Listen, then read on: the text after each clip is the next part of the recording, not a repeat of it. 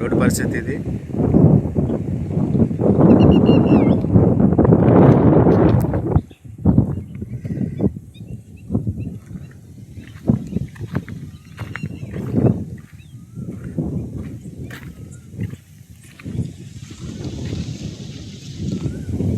జగన్ కాలనీకి ఇదే రోడ్డు అండి.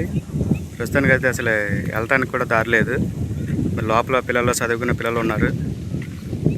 ఉదయం పూట అయితే వెళ్ళటానికి అయితే దారి లేదు. ఆ పరిస్థితి ఒకసారి గమనించండి.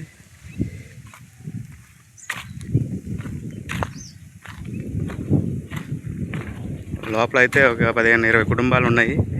దారి అయితే ఇదేనండి. ప్రస్తుతానికి